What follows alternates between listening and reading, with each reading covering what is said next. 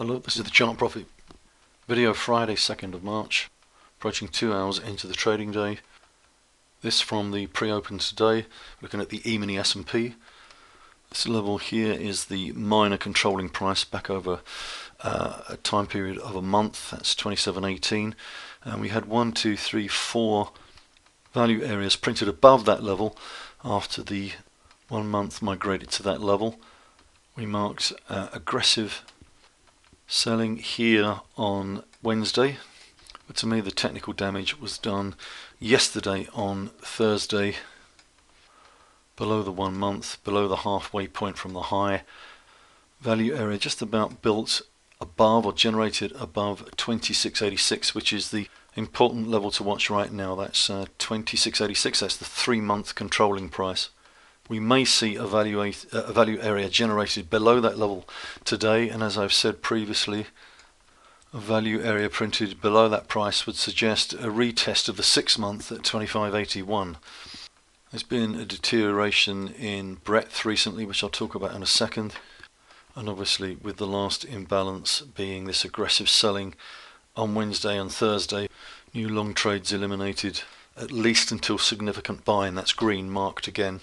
Translate those two aggressive selling days. Red at the bottom of the profile gives us these 2 red bars on the spider here, and you can see that after a long run of almost entirely green all the way across here for the last few months, that came to an abrupt halt in early February. We had the first aggressive selling here, the breadth went to neutral and then red here, and the momentum, the price oscillator, crossed down below zero here.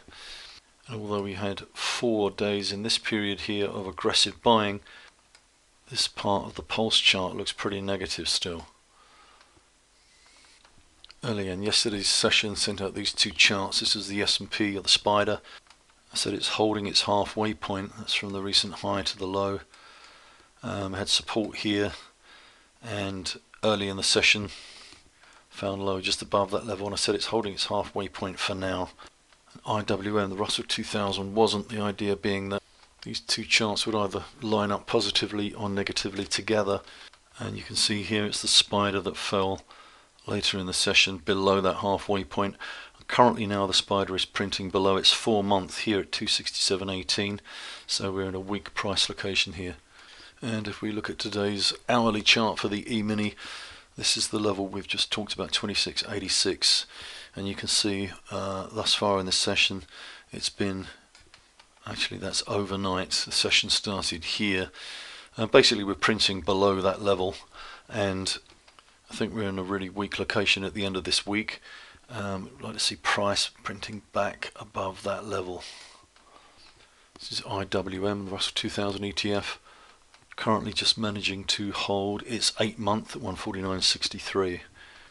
Every week when we discuss the European charts, the DAX and the FTSE, we're saying how much weaker relatively they've been than the US charts. This is the DAX at the close, or approaching the close today, on a new low for this move.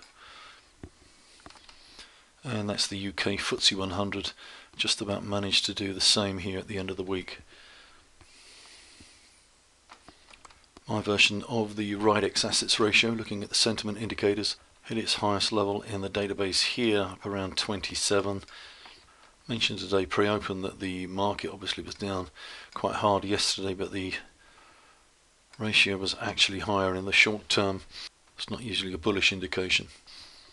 In the public poll from AAII this week, the bulls percent was lower, 37.3%. Remembering that 8 weeks ago the bulls percentage reached 59.8, that was the highest for 7 years.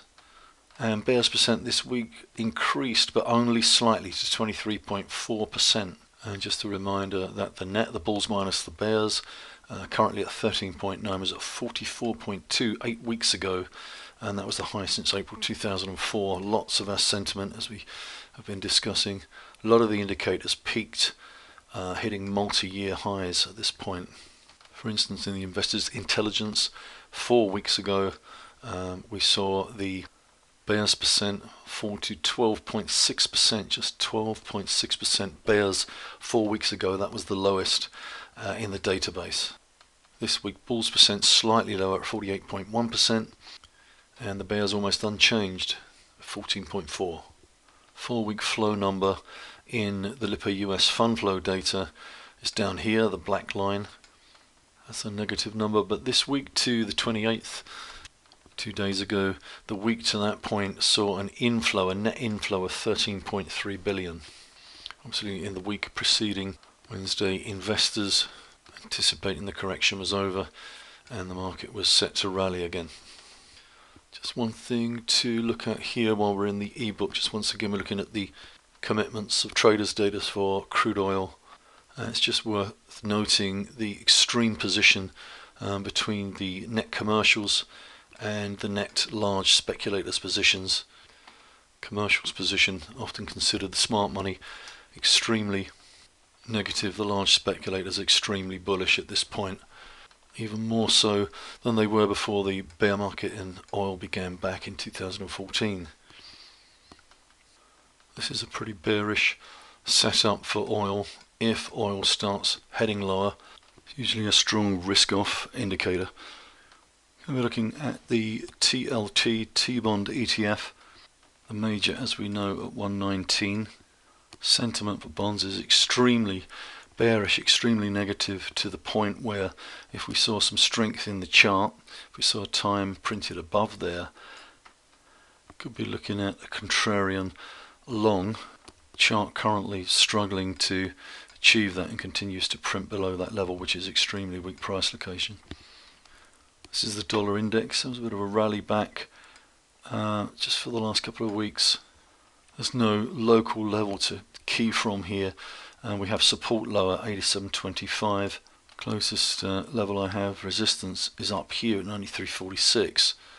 If we saw some kind of controlling price emerging in here somewhere of some important degree, that would give us a level to work with. I haven't seen that yet, so I'm just assuming for the moment at least there's no strength in this chart, especially as the Euro FX chart has moved stronger back above its 2-month here at 122.64. These levels all covered day to day in the pre-open. British pound is actually struggling as well, back below its 2-month at 139.55.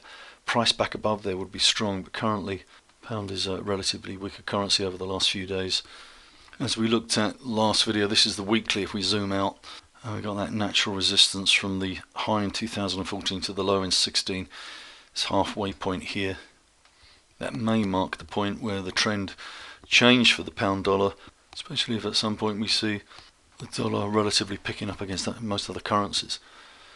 As we said, the euro looks stronger, and here on the dollar yen chart just reached a new low today from November 2016. Okay, that concludes. Once again, I thank you for watching.